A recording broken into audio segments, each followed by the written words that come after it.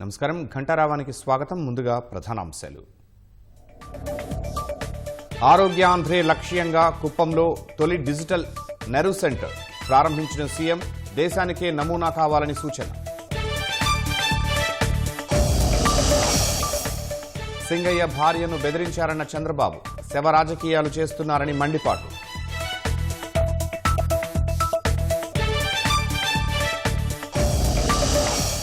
రాయచోటి ఉగ్రకలకలం ఘటనలో ఒళ్లు గగురు పడిచే వాస్తవాలు.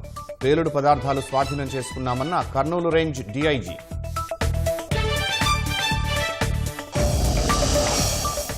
రాజధానికి మలివిడత భూ సమీకరణకు రైతుల్లో సానుకూలత. 3 చోట్ల సభలు నిర్వహించి అపోహలు తొలగించిన అధికారులు. చెవిరెడ్డి వెంకటేష్ నాయుడును 3వ రోజు విచారించిన సిట్. మద్యం ముడుపులు ఎక్కడెక్కడ ఖర్చు పెట్టారన్న దానిపై ప్రశ్నలు.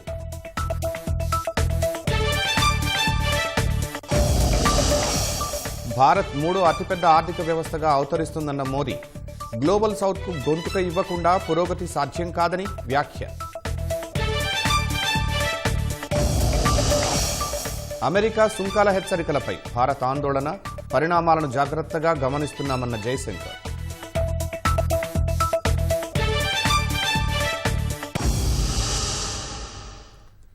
ఆరోగ్యాంధ్రే లక్ష్యంగా రాష్ట్రంలోనే తొలిసారిగా కుప్పంలో ఏర్పాటైన డిజిటల్ నెర్వ్ సెంటర్ను సీఎం చంద్రబాబు ప్రారంభించారు.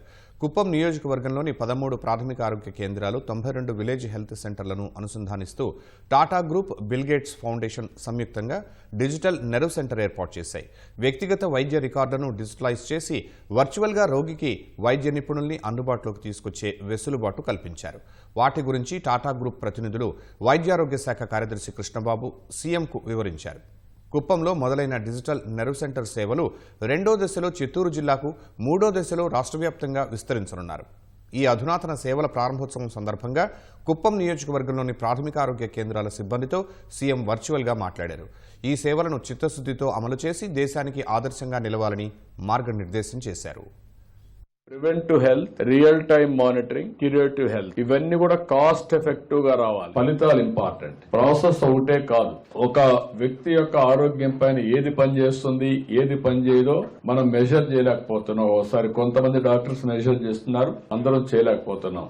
అవన్నిటి కూడా ఇక్కడ సొల్యూషన్ వస్తుంది. ప్రపంచంలో ఉండే నాలెడ్జ్ అంతా తీసుకొస్తాం, టెక్నాలజీస్ అన్ని ఇంటిగ్రేట్ చేస్తాం. ఆర్టిఫిషియల్ ఇంటెలిజెన్స్ కూడా దీంట్లో ఉంటుంది. మీరు చేసింది కరెక్ట్ అవునా కాదా అని మనల్ని గైడ్ చేస్తూ వస్తుంది. ఈవెన్ ఆపరేషన్ చేసేటప్పుడు కూడా మీ ఆపరేషన్ ఎట్లా చేస్తున్నారో ఏఐ సహాయంతో కరెక్ట్ గా ఆపరేషన్ కూడా చేయించే పరిస్థితికి వస్తాం. It will be big game changer. మీరు ఫస్ట్ బ్యాచ్ లో మీరు చేరారు ఈ ప్రాజెక్ట్ లో. మీరు ఎప్పటికీ స్ఫూర్తిదాయకంగా ఉంటారు. ఏ విధంగా మీరు చేశారో ఇది ప్రపంచానికే ఒక నమూనాగా, ఒక మోడల్ గా తయారవుతుంది. ఫేక్ ఫెలోస్తో రాజకీయం చేయాల్సి వస్తోందని వైసీపీని ఉద్దేశించి సీఎం చంద్రబాబు మండిపడ్డారు. సింగయ్య చావుకు కారణమవడమే గాక రివర్స్లో ఆయన భార్యను బెదిరిస్తారా అని నిలదీశారు.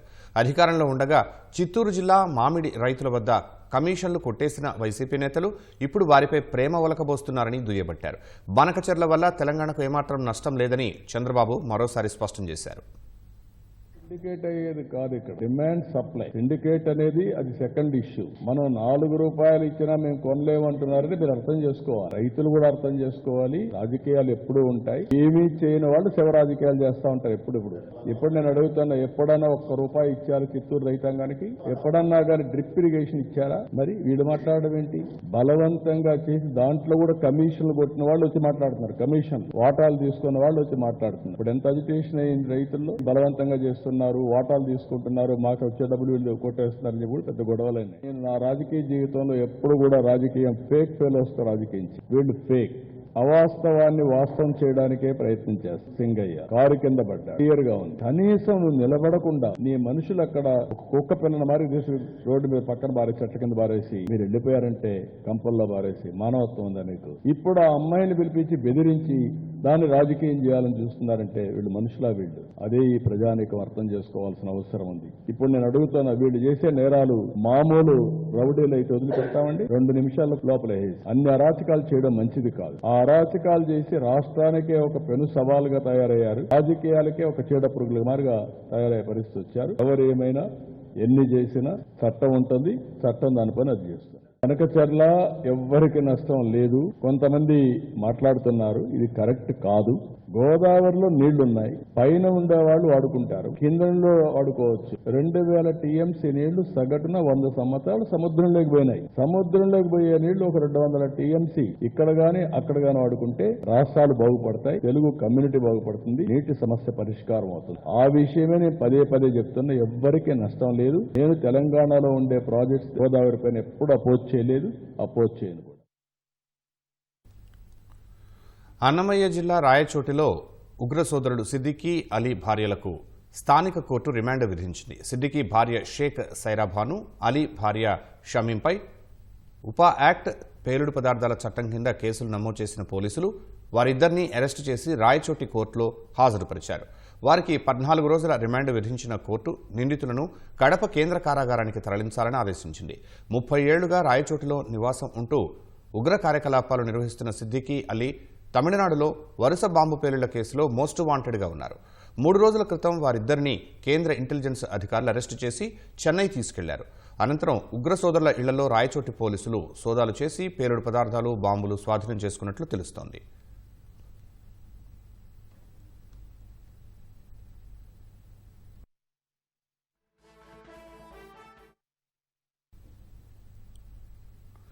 అన్నమయ్య జిల్లా రాయచోటిలో చెన్నై పోలీసులు అరెస్టు చేసిన సిద్దికీ అలీ ఐసిస్ భావజాలమున్న అలుమా ఉగ్రవాద సంస్థకు చెందిన వారిని పోలీసులు వెల్లడించారు.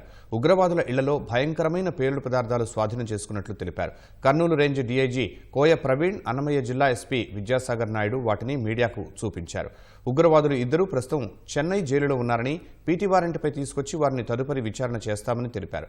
దేశంలోని ప్రధాన నగరాల మ్యాప్లతో పాటు రైల్వే నెట్వర్క్ మ్యాపులు కూడా వారి ఇళ్లలో దొరికినట్లు వెల్లడించారు. మనకి వాచెస్ లోన్లు తీసిన విడిభాగాలతో లోకల్ గా దొరికే ప్లాస్టిక్ సామాగ్రి సింపుల్ టైమింగ్ మెకానిజం.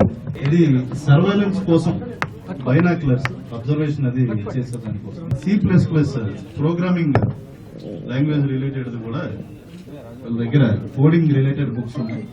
సార్ ఈ మల్టిపుల్ సిడీస్ సార్, ఈ సిడీస్ లో డిఫరెంట్ హ్యాకింగ్ సాఫ్ట్వేర్స్ కూడా ఉన్నాయి. టైమర్ జనరేటర్ సర్క్యూట్స్ మాన్యువల్, అంటే అది మెకానిజం ఏ విధంగా అయితే దాన్ని వర్కౌట్ చేయించాలన్నది ఇది మాన్యువల్స్ ఉన్నాయి వీళ్ళ దగ్గర. ఎలక్ట్రానిక్ ప్రాజెక్ట్స్ రిలేటెడ్ మాన్యువల్స్ ఉన్నాయండి. కెమెరా ఫ్లాష్ యూజ్ చేసేదానికి వీ హ్యావ్ కెమెరాస్. ఇది చూసుకుంటే this is a slurring explosive material ఇది. ఇది వచ్చేసి ammonium nitrate mixed with diesel, safety fuse అని. అదేవిధంగా మన పొటాషియం నైట్రేట్ ఉంది, మెకానిజమ్స్ ఉన్నాయి, other explosives, wires, connector switches అండి మెయిన్లీ. ఓల్డ్ మొబైల్ ఫోన్స్, అది calcium sir, potassium chloride sir, potassium chloride. ఒక బాంబు తయారు చేయడానికి కావాల్సిన ఎంటైర్ సామాగ్రి అంతా వీళ్ళ దగ్గర ఉందండి. So these are not innocent people. Annamayya జిల్లా రాయచోటిలో చెన్నై పోలీసులు అరెస్టు చేసిన సిద్దికీ అలీ అలుమా ఉగ్రవాద సంస్థకు చెందిన వారని కర్నూలు రేంజ్ డీఐజీ కోయ ప్రవీణ్ వెల్లడించారు. ఉగ్రవాదుల ఇళ్లలో భయంకరమైన పేలుడు పదార్థాలు స్వాధీనం చేసుకున్నట్లు తెలిపారు. ఉగ్రవాదులు ఇద్దరూ ప్రస్తుతం చెన్నై జైల్లో ఉన్నారని, పీటీ వారెంట్పై తీసుకొచ్చి వారిని తదుపరి విచారణ చేస్తామంటున్న డీఐజీ కోయ ప్రవీణ్తో మా ప్రతినిధి మురళి ముఖాముఖి. రాయచోటులో ఇద్దరు ఉగ్రవాదులు మూలాలు బయటపడిన నేపథ్యంలో అబూబకర్ సిద్దికీ, అదేవిధంగా మహమ్మద్ అలీకి సంబంధించినటువంటి అనేక విషయాలను కూడా పోలీసులు వెల్లడించారు. దీనికి సంబంధించి మనతో మాట్లాడడానికి కర్నూలు రేంజ్ డీఐజీ కోయ ప్రవీణ్ గారు మన దగ్గర ఉన్నారు. ఆయన అడిగి మరిన్ని విషయాలు తెలుసుకుందాం. సార్ చెప్పండి, ఈ తమిళనాడు ప్రాంతంలో బాంబు పేలులకు సంబంధించినటువంటి ఇద్దరు ఉగ్రవాదులను అక్కడ అరెస్ట్ చేశారు. ఇప్పుడు ఈ మూలాలు కూడా రాయచోట్లో బయటపడుతున్నాయి. ఎట్లా చూస్తారు పోలీస్ శాఖ తరఫున? ఒక అన్ఎక్స్పెక్టెడ్ ఈవెంట్. తమిళనాడు పోలీసులు మన సహకారం కోరారు, మనం చేసాం. మనం ఆ ప్రాసెస్లో మనతో పూర్తి వివరాలు అయ్యి మనతో షేర్ చేయలేదు. సబ్సిక్వెంట్లో మనం తెలిసిన తర్వాత మనం అప్రమత్తమై మనం గాలింపు చర్యలు చేపట్టి సోదా చేస్తే ఈ యొక్క సామాగ్రి దొరికింది. తర్వాత ఇప్పుడు వాళ్ళని తీసుకొచ్చి విచారించిన తర్వాత పూర్తి విషయాలు తెలుస్తాయి. సరే, వీళ్ళు ఏ ఉగ్రవాద సంస్థకు అనుబంధంగా ఉన్నారు, గతంలో ఎలాంటి పేలులు చేశారు, ఇప్పుడు రీసెంట్గా రాయచోటిలో స్థిరపడిన తర్వాత ఎలాంటి పేలులకు పాల్పడ్డారు? రాయచోట్లో స్థిరపడ్డ తర్వాత బెంగళూరు మల్లేశ్వరం బాంబ్ బ్లాస్ట్లో వీళ్ళిద్దరూ కూడా ప్రధాన నిందితులుగా అభియోగపడ్డున్నారు. మల్లేశ్వరం బాంబ్ బ్లాస్ట్ అనేది 2013 అంటే 12 సంవత్సరాల క్రితం జరిగింది. మనకున్న ప్రాథమిక సమాచారం వీళ్ళు 20 సంవత్సరాల క్రితం ఇక్కడ స్థిరపడ్డారు. కాబట్టి ఇక్కడ స్థిరపడ్డ తర్వాతే ఇది ఈ యొక్క ఉగ్రవాద చర్య పాల్పడ్డారనేది మనం చెప్పగలుగుతున్నాం. ఇంత పెద్ద మెటీరియల్, పేలుడు పదార్థాలు ఇవన్నీ రవాణా చేసే సమయంలో అంటే స్థానికులు ఎవరు గమనించకుండా ఎట్లా చేస్తున్నారు? అంటే వీళ్ళు చాలా జాగ్రత్తలు తీసుకుంటారండి. దానికి చిన్న చిన్న మోతాదుల్లో ఎరువుల సామాగ్రి తీసుకొచ్చి దానిలో కొన్ని కెమికల్స్ కలిపితే ఆటోమేటిక్గా అది ఎక్స్ప్లోజివ్ అయిపోద్దండి. తర్వాత ఇవన్నీ కూడా లోకల్లే అవైలబుల్. వాచ్ షాప్లో పాత రకాల ఎనలాగ్ వాచెస్ ఉంటాయి కదా, కార్జ్ వాచెస్లో నుంచి టైమర్స్, తర్వాత ఎరువుల కొట్లో నుంచి కొంత కెమికల్స్, తర్వాత కెమెరా, ఫ్లాష్ స్విచ్లు ఇవన్నీ లోకల్లే అవైలబుల్. ఎక్సెప్ట్ ఆ సూట్ కేసులో ఉన్నది ఒకటే అనేది దాని మీద మనం అది సోర్స్ అనేది మనం విచారించాల్సి ఉంది. సార్, ఆ సూట్ కేసులో 20 కిలోల బాంబు తయారు చేశారు. అది ఎక్కడ పేల్చడానికి ఏమైనా మీరు ప్రాథమికంగా గుర్తించారు? గారిని అడగండి. ఆయన ఇప్పుడు ఏదో ఎక్కడ దాన్ని ఓపెన్ చేసిన తర్వాత దాని ఎవిడెన్స్ అది గ్యాదర్ చేస్తారు. ఇప్పుడు నెక్స్ట్ ఇది అయిపోయిన తర్వాత మేము అక్కడికి వెళ్తాం. వాళ్ళు ఎక్కడ చేయాలని ప్లాన్ చేశారు? మనకి ఎట్లా తెలుస్తుంది? మనం వాళ్ళని ప్రశ్నిస్తే తెలుస్తుంది. ఇప్పుడు ఈ స్టేజ్లో మనకు తెలియదు. అసలు మనం వాళ్ళ మొహాలు చూడలేదు. వాళ్ళని పట్టుకున్నాం, అప్పచెప్పాం. వాళ్ళని తీసుకొచ్చి ప్రశ్నిస్తేనే అసలు వాళ్ళు ఏంటి, 20 సంవత్సరాల్లో ఏం చేశారు, ఇక్కడ ఎవరెవరు సహకరించారు, వీళ్ళకున్న లోకల్ రిసోర్సెస్ ఏంటి, వీళ్ళ కాంటాక్ట్స్ ఎవరు, ఈ నెక్స్ట్ వీళ్ళ ఫ్యూచర్ ప్లాన్స్ ఏంటి, వీళ్ళకి ఏమంటారు లాజిస్టిక్స్ అంటే ఆర్థిక సహాయం ఎక్కడి నుంచి వస్తుంది. తర్వాత ఇంకో విషయం కూడా వాడి భార్య చెప్పింది, మేము చేసే వ్యాపారం చాలీచాలన వ్యాపారం, కానీ మాకు ఏ రోజు దేనికి లోటు లేదంది. ఎక్కడి నుంచి వస్తున్నాయని అడుగుతుంటే మనకు వేరే ఉన్నాయని చెప్పారు తప్పితే నాకు పూర్తిగా చెప్పలేదు, ఎప్పుడు పంచుకోలేదన్నారు. సో వీళ్ళ ఆర్థిక మూలాలు ఏంటి ఇవన్నీ కూడా మనం లోతైన దర్యాప్తులో తెలుస్తాయండి. ఇప్పుడు ఈ స్టేజ్లో మనం ఏం చెప్పలేం. చివరిగా చెప్పండి, పోలీస్ శాఖ తరపున ఈ ఉగ్రమూలాలు బయటపడిన నేపథ్యంలో అంటే ఇలాంటి కార్యక్రమాలు ముందు జరగకుండా ఎలాంటి చర్యలు తీసుకోబోతున్నారు? మీరు చూసే ఉంటారు, Sri Lanka Colombo bomb blast, Easter bombing ఉంది కదా, జాకిర్ నాయక్ అని ఒక ప్రచారకుడు చేసేవాడు. అతన్ని భారతదేశంలో నిషిద్ధమైంది. అతని యొక్క ప్రవచనాలకు ప్రేరేపితులైన వాళ్ళు చేసేది. Thank you sir, thank you very much. ఇది డిఐజీ కోయ ప్రవీణ్ గారు చెప్తుంది. అదే భవిష్యత్తులో ఈ ఉగ్రవాదులకు సంబంధించినటువంటి ఎలాంటి చర్యలు కూడా ఈ ప్రాంతంలో కాకుండా దేశంలో కూడా ఎక్కడ లేకుండా వీళ్ళు మూలాలు ఎక్కడెక్కడ ఉన్నాయి అనే దానిపైన ఇన్వెస్టిగేషన్లో అన్నీ కూడా తేలుతాయి. త్వరలోనే చెన్నైకి వెళ్ళినటువంటి ఆ ఇద్దరు ఉగ్రవాదులను కూడా పీటీ వారెంట్ పైన అరెస్ట్ చేసి రాయచోటికి తీసుకొచ్చిన తర్వాత వాళ్ళని కస్టడీకి తీసుకుని మరింత లోతుగా విచారణ చేస్తామంటే అభిప్రాయాన్ని డిఐజీ వ్యక్తం చేస్తున్నారు. కెమెరామెన్ జగదీష్తో మురళి, ఈటీవీ న్యూస్, రాయచోటి. తూర్పుగోదావరి జిల్లా సీతానగరం మండలంలో పురుషోత్తపట్నం ఎత్తిపోతల నుంచి గోదావరి జలాలను మంత్రి నిమ్మల రామానాయుడు కాసేపట్లో విడుదల చేయనున్నారు. ఇందుకు సంబంధించిన వివరాలను మా ప్రతినిధి సాయికృష్ణ పురుషోత్తపట్నం నుంచి ప్రత్యక్ష ప్రసారం ద్వారా అందిస్తారు. శర్మ, గోదావరికి జలకళ వచ్చేసింది. ఈ ఏడాది సీజను ప్రారంభం నుంచి ఇప్పుడు తొలిసారిగా గోదావరికి వరద తాకింది. తూర్పుగోదావరి జిల్లా వైపు గోదావరి జలాలు చకచకా పరిగెత్తుతున్నాయి. మనం చూడవచ్చు, సీతానగరం మండలం పోలవరం ప్రాజెక్టు ఎగువ ప్రాంతం ఉంది. ఆ ఎగువ నుంచి దిగువకు గోదావరి జలాలు, వరద జలాలు చకచకా ధవళేశ్వరం, రాజమహేంద్రవరం వైపు ప్రవహిస్తున్నాయి. మనం చూడవచ్చు ఈ దృశ్యాలన్నీ. ఇప్పుడు గోదావరిలో 1 లక్ష వరకు పోలవరం ప్రాజెక్టు నుంచి వరద నీరు కిందకి వదులుతున్నారు. ఇవి మొత్తం ధవళేశ్వరం వెళ్తున్నాయి. ఈ గోదావరి జలాలను సద్వినియోగం చేసుకునేందుకు కూటమి ప్రభుత్వం అన్ని రకాల చర్యలు చేపట్టింది. ఇవాళ పట్టుసీమ చాలా ప్రతిష్టాత్మకమైన ఎత్తిపోతల పథకం నుంచి కృష్ణా డెల్టాకు నీరు విడుదల చేశారు మంత్రి రామానాయుడు. అలాగే తొర్రిగడ్డ ఉమ్మడి పశ్చిమ గోదావరి జిల్లాలోని మెట్ట ప్రాంతానికి సాగునీరు అందించేది కూడా ఆయన ప్రారంభించారు. ఇది ఎత్తిపోతల పథకం మన పురుషోత్తపట్నం. ఈ పురుషోత్తపట్నం ఎత్తిపోతల పథకం ఉమ్మడి తూర్పుగోదావరి జిల్లాలో 1,50,000 ఎకరాలకు సాగునీరు అందించేది. అట్లాగే పిఠాపురం ఏలేరు జలాశయం నుంచి స్థిరీకరణ చేసి ఒక 67,000 ఎకరాలకు కూడా నీరు అందించే ఈ ప్రతిష్టాత్మకమైన పథకం నుంచి మరి కాసేపట్లో జలవనరుల శాఖ మంత్రి నిమ్మల రామానాయుడు నీరు విడుదల చేయబోతున్నారు. ఇక్కడ చూడవచ్చు, పురుషోత్తపట్నం తెలుగుదేశం ప్రభుత్వంలో దీన్ని ఇక్కడ ఏర్పాటు చేశారు. మొత్తం 10 పైపు లైన్లు ఉన్నాయి. ఒక్కొక్క పైపు లైన్ నుంచి 350 క్యూసెక్కుల నీరు దిగువకు విడుదల చేస్తారు. దిగువన అచ్చేపాలెం రెగ్యులేటర్ ఉంది. అక్కడి నుంచి పుష్కర ఎత్తిపోతల పథకంతో పాటు అలాగే ఏలేరు జలాశయం కూడా దీని నుంచి నీరు అందిస్తారు. ప్రస్తుతం అయితే ఏలేరు జలాశయంలో 10 టీఎంసీల నీరుంది. సహజ జలాలు ఏలేరుకు కూడా వచ్చే పరిస్థితిని బట్టి కూడా విడుదల చేస్తారు. ప్రస్తుతానికి పోలవరం ఎడమ ప్రధాన కాలువ పనులు 8 ప్యాకేజీల్లో ప్రభుత్వం ప్రతిష్టాత్మకంగా చేపట్టింది. ఆ పనులన్నీ కూడా చకచకా సాగుతున్నాయి. 0 పాయింట్ ఉంది, ఎడమగట్టు అక్కడ టన్నెల్ నుంచి అలాగే కేడిఎల్ డ్యామ్ కూడా ఒక 5 టీఎంసీల నిర్మాణం కూడా చేపట్టారు. అక్కడికి వచ్చి ప్రస్తుతం అది పనులన్నీ కూడా పూర్తిగా చేపట్టారు. ఆ తర్వాత అచీపాలెం రెగ్యులేటర్ నుంచి పుష్కర ఎత్తిపోతల పథకానికి, అట్లాగే రామవరం ఫేజ్ 2 నుంచి ఏలేరు జలాశయానికి నీరిచ్చేందుకు మొత్తం ఇక్కడ సన్నాహాలు చేశారు. మరి కాసేపట్లో జలవనరుల శాఖ మంత్రి నిమ్మల రామానాయుడు వచ్చి ఈ పురుషోత్తపట్నం ఎత్తిపోతల పథకం నుంచి ఉమ్మడి తూర్పుగోదావరి జిల్లాలోని 18 మండలాలకు కూడా నీరు విడుదల చేయబోతున్నారు. దీనికోసం జలవనరుల శాఖ ప్రత్యేక ఏర్పాట్లు చేసింది. గత 5 ఏళ్లలో వైసీపీ ప్రభుత్వంలో ఈ ఎత్తిపోతల పథకాలన్నీ కూడా చాలా ఇబ్బందికి గురి చేశారు. ఎక్కడ నీరు ఇవ్వకుండా వాటిని మొత్తం అలాగే ఉంచేయడంతో నిర్వహణ సమస్యలు కూడా తలెత్తాయి. 55 కోట్ల రూపాయలు పెండింగ్ కూడా దీనికి ఉంది. అలాగే రైతులకు సంబంధించి పరిహారం ఇచ్చేందుకు కూడా ముఖ్యమంత్రి చంద్రబాబు నాయుడు 28 కోట్ల రూపాయలు ఇచ్చేందుకు అంగీకరించారు. మరి కాసేపట్లో ఇక్కడి నుంచి నీరు విడుదల చేసేందుకు మంత్రి నిమ్మల రామానాయుడు రానున్నారు. తూర్పుగోదావరి జిల్లాలోని మెట్ట ప్రాంతంలోని సస్యశ్యామలం చేసేందుకు ఈ గోదావరి సుజల జలాలు చకచకా కిందికి దిగు సాగిపోనున్నాయి. కెమెరామెన్ రమేష్తో సాయికృష్ణ, ఈటీవీ న్యూస్. ధన్యవాదాలు సాయికృష్ణ. పోలవరం ప్రాజెక్టు వద్ద గోదావరి వరద క్రమేపీ పెరుగుతోంది. స్పిల్వే ఎగువన 27.230 మీటర్ల నీటి మట్టం ఉండగా దిగువన 18 మీటర్లకు చేరింది. 48 గేట్ల నుంచి 1,13,436 క్యూసెక్లను స్పిల్వే ఛానల్ ద్వారా తిరిగి గోదావరిలోకి వదులుతున్నారు.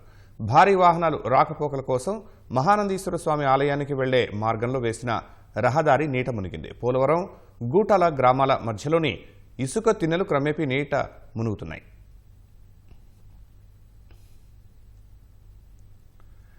శ్రీశైలం జలాశయానికి వరద కొనసాగుతోంది. జూరాల నుంచి 68,169 క్యూసెక్కుల వరద వస్తోంది. శ్రీశైలం అవుట్ఫ్లో 63,150 క్యూసెక్కులుగా ఉంది. ఎడమగట్టు విద్యుత్ కేంద్రం నుంచి 35,315 క్యూసెక్కులు, కుడిగట్టు విద్యుత్ కేంద్రం నుంచి 27,835 క్యూసెక్కుల నీటిని దిగువకు విడుదల చేస్తున్నారు. శ్రీశైలం జలాశయం పూర్తిస్థాయి నీటి మట్టం 885 అడుగులు కాగా ప్రస్తుతం జలాశయంలో 875.6 అడుగులకు నీరు చేరింది. ప్రాజెక్టులో పూర్తిస్థాయి నీటి నిల్వ 215.80 టీఎంసీలు కాగా ప్రస్తుత నీటి నిల్వ 166.31 టీఎంసీలుగా ఉంది.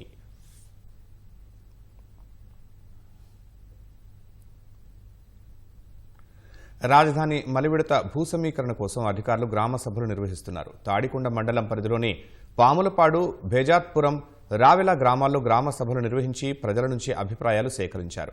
తాడికొండ ఎమ్మెల్యే తెనాలి శ్రవణ్ కుమార్, గుంటూరు ఆర్డీఓ శ్రీనివాస్ గ్రామ సభల్లో పాల్గొన్నారు. రాజధాని భూ సమీకరణకు రైతులు అంగీకారం తెలుపుతూనే తమ డిమాండ్లను అధికారుల ముందు ఉంచారు. భూ సమీకరణ ద్వారా తాము కూడా రాజధాని ప్రాంతంలోకి చేరతామని రైతులు హర్షం వ్యక్తం చేశారు. రైతు కూలీల పరిస్థితి ఏంటని కొందరు ప్రశ్నించారు. అర్థం చేసుకున్నాం, ఎవరుతున్నాం పిల్లల భవిష్యత్తు కోసం. మేము అడిగింది ఏంటంటే గ్రామానికి ఒక 200 మీటర్స్ కానీ 300 కానీ రౌండ్ వదలమంటున్నాం. మాకు కూడా 25 ఎకరాలు ఇచ్చాం, అందరూ ఇస్తాం. మాకు అబ్జెక్షన్ ఏంటి. మా కుటుంబానికి 20 ఎకరాల పొలం ఉందండి ఊళ్ళో. రాజధానికి భూమి ఇవ్వడానికి సిద్ధంగా ఉన్నాం. గోల్డ్ లోన్స్ కూడా తీసేస్తారా అగ్రికల్చర్ కి సంబంధించి, లేకపోతే క్రాప్ లోన్స్ వరకే తీసేస్తారా? ఇది పొలం తాకట్టు పెట్టి తీసుకున్న క్రాప్ లోన్స్ వరకే తీసేస్తారనేది ఒకటి క్లారిటీ ఇవ్వాలి గవర్నమెంట్. కౌలు అనేది 30,000 అనేది గిట్టుబాటు కాదండి, కనీసం ఒక 50,000 ఉండాలి. బేజాత్పురం మాకు ఇక్కడ 1 ఎకరం పొలం ఉంది. మేము రాజధాని అభివృద్ధి కోసం పొలం ఇవ్వడానికి సిద్ధంగా ఉన్నాం. మాకు కావాల్సింది ఏంటంటే మా పిల్లలకు ఉద్యోగాలు, మమ్మల్ని ఆదుకుంటారని కోరుకుంటున్నాం. మద్యం కుంభకోణం కేసులో విజయవాడ జిల్లా జైలు నుంచి చెవిరెడ్డి భాస్కర్ రెడ్డి, వెంకటేష్ నాయుడులను సిట్ అధికారులు 3వ రోజు కస్టడీలోకి తీసుకుని విచారించారు. ఉదయం 10 నుంచి సాయంత్రం 4 గంటల వరకు విచారణ సాగింది. ఉదయం జైలు నుంచి బయటకు వచ్చే సమయంలో చెవిరెడ్డి భాస్కర్ రెడ్డి తప్పుడు కేసులు బనాయించారని, న్యాయమే గెలుస్తుందంటూ నినాదాలు చేస్తూ వెళ్లారు. చెవిరెడ్డి భాస్కర్ రెడ్డి, వెంకటేష్ నాయుడుల కస్టడీ నేటితో ముగిసింది. ఇద్దరికీ వైద్య పరీక్షలు చేసి ఏసీబీ కోర్టులో హాజరుపరిచారు. అనంతరం విజయవాడ ఏసీబీ కోర్టు నుంచి ఇద్దరిని జిల్లా జైలుకు తరలించారు. అదే సమయంలో వీరిద్దరి బెయిల్ పిటిషన్లపై విజయవాడ ఏసీబీ కోర్టులో విచారణ జరిగింది. కౌంటర్ దాఖలు చేయాలని సిట్ను న్యాయస్థానం ఆదేశించింది. తదుపరి విచారణను న్యాయస్థానం ఈ నెల 7వ తేదీకి వాయిదా వేసింది.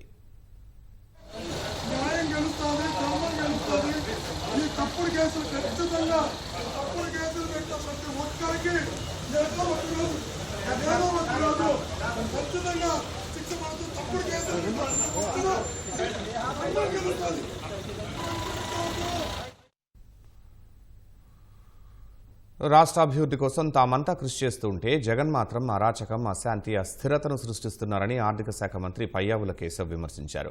పరామర్శ పేరుతో జగన్ అసాంఘిక శక్తులను ప్రోత్సహిస్తున్నారని ఆక్షేపించారు. జగన్ అరాచక పోకడలకు ప్రజలు అప్రమత్తంగా ఉండాలని సూచించారు.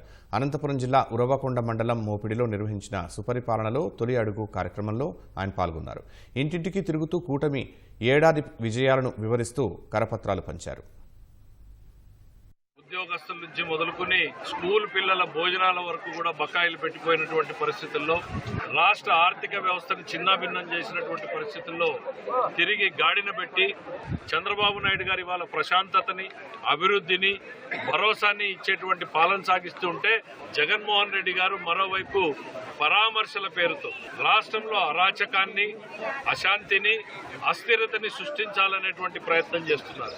కారు కింద మనిషిని పడితే కూడా చూడకుండా ముందుకు పక్కన పడేసిపోయినటువంటి పరిస్థితి.